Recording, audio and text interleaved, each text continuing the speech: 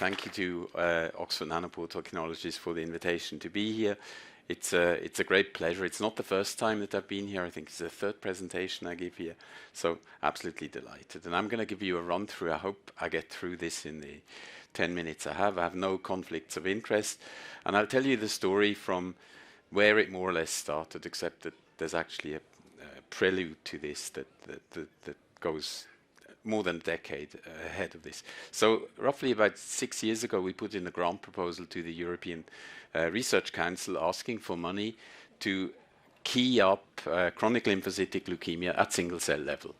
And the reason we did this, because we previously did it in bulk, and we basically said we have to understand it even better and get into the engine of how this works. And together with 3 of my colleagues, Holger Hein, Elias Campo, and Iñaki Martin Subero, we went to the European Commission and asked for funding.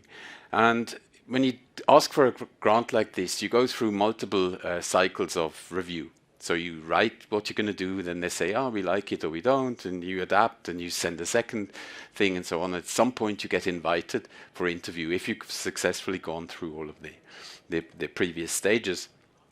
And so we got invited for interview, and we had 2 months to prepare for that. And we said, oh, we should get some pilot data.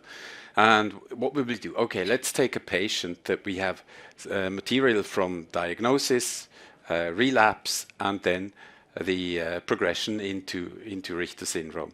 And we did single cell analysis on these materials, and then we did a t-SNE plot, and we found that, to our surprise, what we had actually hoped, there are 2 cells up there that are blue and dark blue in the burgundy, and those are cells that cluster with the bad version of CLL, the one that kills you, that were present at presentation.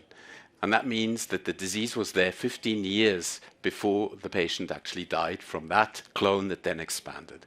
So this convinced the committee that they should give us the money. And we did that, and we said, the first thing we need is actually an atlas. We need immune cell atlas. We need to know how all of these things sort of fall together and what is sort of the background. And we said, easy secondary lymphoid organ to sort of study is the tonsil. We will do a single cell analysis of tonsil to create an atlas. So that's what we did. We recruited 10 patients, 6 children, 2 grown-ups, 1 older individual, got the tonsils and did single cell analysis on them. And the way we did this is we did single cell RNA sequencing using 10x genomics.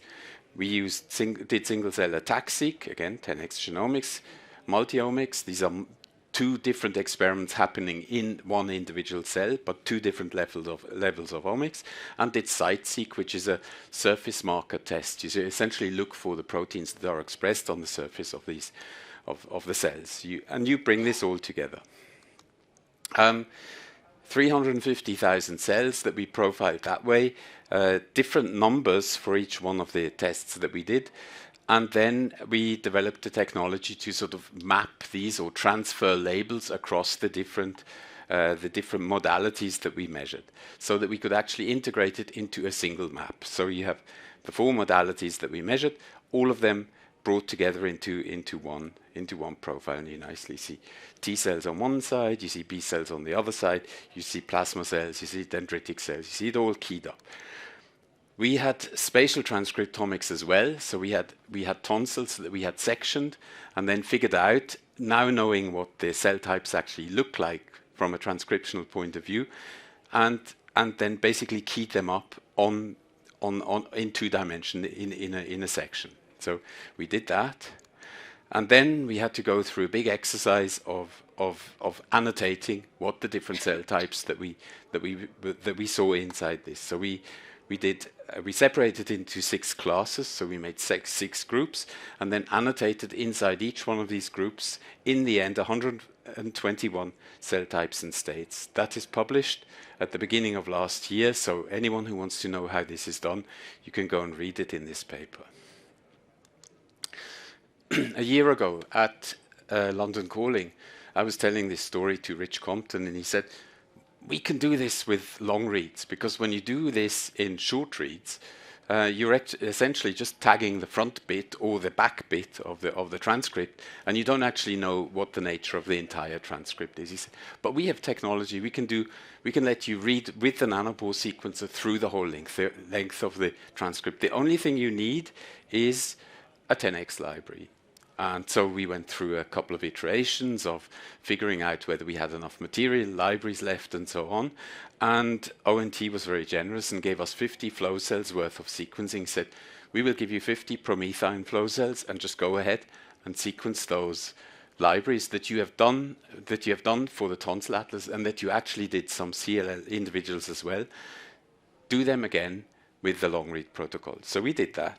So the first thing that we did is we just took the libraries, did the sample prep the way ONT told us to do it, and put them through 1 promethine cell per sample. And we got good numbers. So most of the libraries that we got gave us on the order of 100 million or so reads. And in contrast to the short reads, obviously this is not just 150 bases, but these are reads that are on the order of a kilobase, some even 2 kilobases in length, and really cover the full length of a transcript. One of the samples gave us a little bit less data, so I won't go on with that one too much. I will go the 2 samples at the bottom, the one that is called CLL case 341 and CLL case 341 targeted. So one of the things you're obviously interested in is if you have a gene and you know there is a driver mutation or a recurrent mutation inside that gene, what you actually want to know is how does that mutation impact the transcript profile of that particular cell. So this is the question you have now. Many of the genes that actually end up having somatic mutations, when you look at the transcript level, are not very high in expression. So you don't get enough information about that to figure out whether this is actually a mutated cell or not. And so we had to do a little bit of engineering around it. And the way we did this is we made one set of sequencing where we just took the full transcriptome, and we did a second set of sequencing where we had targeted specifically the genes that we were interested in so that we could get more transcripts covering those particular genes. So that was that. Here is a little bit of quality control stuff of how many UMIs we have per cell. You maybe didn't notice, but roughly the number of cells that we are picking up with the long reads is roughly in the same order as what we were getting with the short read sequencing. Okay, so first one of these UMAPs. What you see is very nice UMAP. Just using the long read data looks more or less the same as the others. Well, if you have enough imagination, you'll see that it looks the same with T cells on one side, B cells on the other side, plasma cells going down. So this looks very good. You have the light green ones. Those are germinal center B cells. This is a grown-up individual. They don't have that many germinal center B cells, so you don't get a lot of those hanging around. This looks all very promising. This is the sample that had fewer reads. This one has a lot of germinal center B cells. It's a child, so this is again not surprising. You have an immune system that's in training. Okay, next one. We had blood samples. We put those through as well. Again, the UMAPs look very nice. You get a nice distribution across the major level 1 sort of immune cell types. Looks very neat. Now, the thing that you're obviously interested in is knowing what the differences are. So where are the places where you have things that are tagged with long reads that you would not pick up with short reads? And so what you need to look at is places where different isoforms are being used in different contexts. And so here I have a number of examples of this. The first one being this BLNK gene, where you see, for example, the dark zone germinal center B cell that is expressed the long read in long read one of the transcripts, where in other cell types you have different transcript that is expressed. Similarly, here I've now picked one with 3 different isoforms. You can see that it expresses one isoform highly in the B cell compartment, but not that much in the others. I have one example with 5 different transcripts used. You see the second one that is very, very highly expressed in granulocytes, but otherwise sort of a distribution between expression in B cells and expression in T cells. So you see this, this very nicely how this plays. Now, coming back to the example with the somatic mutations that are in the CLL samples. So we had one sample, we knew it had a somatic mutation in the XPO1 gene, and we essentially did the experiment and looked at the places where we could pick up the somatic mutation. So we did this both in the targeted experiment. In the targeted experiment, we did 10 times less sequencing than in the full transcriptome experiment, and we looked at how many of the tags for cells are present in the targeted sequencing and how many are present in the full transcriptome. Overall, we have 216 cells that do not have the mutations, 37 with the mutations, and 10,000 that we don't have enough coverage to tell where they actually belong.